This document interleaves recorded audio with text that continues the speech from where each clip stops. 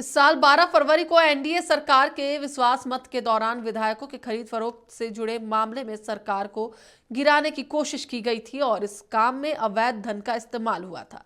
इस बात के कयास तो पहले भी लगे थे, लेकिन अब बात सिर्फ कयास की नहीं है, तफ्तीश की है। तफ्तीश में मिले सबूतों की है, सबूतों से मिले सुराग की है। ईओयू यानी आर्थिक अपराध इकाई का दावा है कि उसके पास इस बात के पक्के सबूत है कि विश्वास मत के दौरान एनडीए सरकार को गिराने के लिए अवैध धन का इस्तेमाल किया गया था।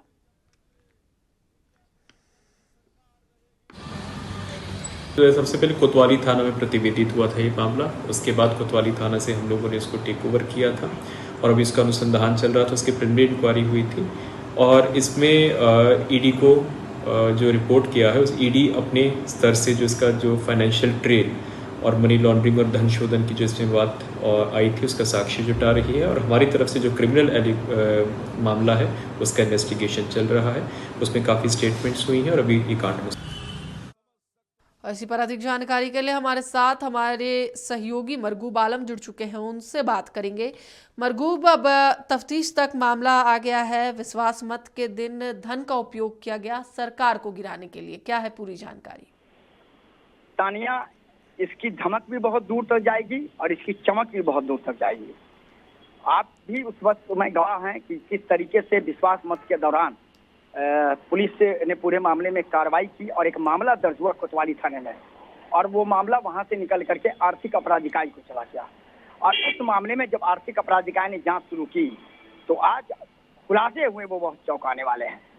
खुलासे यह हैं, इस मामले में अबदस्त करने के मामले में कहीं न कहीं अवैध धन का प्रयोग किया गया था। एक दूसरा, जो लोग साथ देते और सरकार अबदस्त होती तो बाद में उन्हें हवाला के माध्यम से पैसे दिए जाने थे।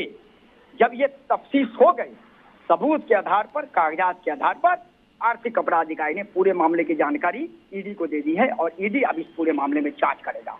ईडी का प्रवेश हो चुका है इस मामले में तानिया। अब आप समझिए, एक तरफ आर्थिक अपराध, एक तरफ ईडी। इस मामले में कई लोग नपेंगे, इस मामले में कई लोग फंसेंगे, इस मामले में कई लोगों का स्टेटमेंट हुआ है, कई लोगों का स्टेटमेंट आगे भी होगा। लेकिन जब सबूत अवैध धन के मिल गए हैं तो अब ये पूरा मामला क्रिमिनल एविडेंस में चला गया। अब इस पूरे मामले में क्रिमिनल तौर पर कार्रवाई भी होगी, पूछताछ भी होगी और आने वाले दिनों में गिरफ्तारी भी होगी।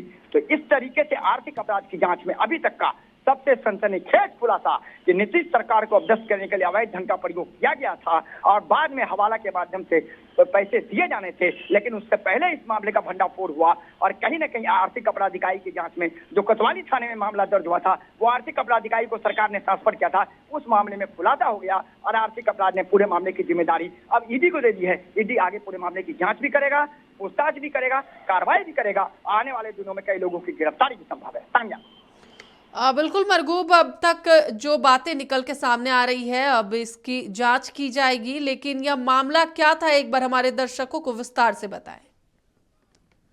जिस समय विश्वास मत नीतीश कुमार को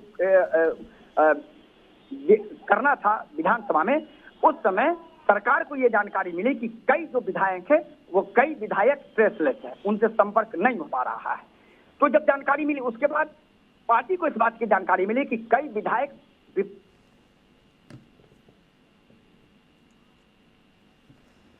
तो तुरंत सुधांशु शेखर है विधायक, उन्होंने एक मामला दर्ज करा दिया कोतवाली थाने में।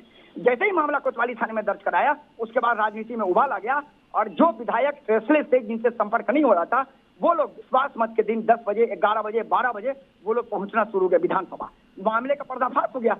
तब जाके सरकार को इस बात का इनपुट मिला, इसमें पैसे दिए जाने थे और कई लोगों को पैसे दिए गए।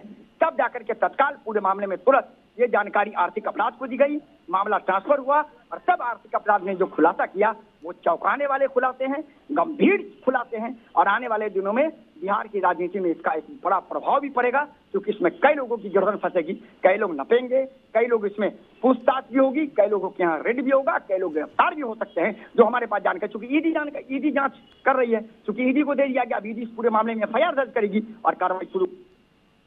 चलिए, बहुत बहुत धन्यवाद मरगूब पूरी जानकारी के लिए। इस साल की है कि कहीं न कहीं जब्त करने की कोशिश नाकाम हुई थी और अवैध धन का प्रयोग किया जाना था, हवाला के जरिए पैसे दिए जाने थे। इसका खुलासा आर्थिक अपराध इकाई की जांच चलिए, बहुत बहुत धन्यवाद मरगू पूरी जानकारी के लिए। एक बार फिर से हम आपको बता दें कि 12 फरवरी को नीतीश सरकार का विश्वास मत प्रस्ताव था, जिसके बाद सरकार गिराने की कोशिश मामले में अब अवैध धन का खुलासा किया गया है।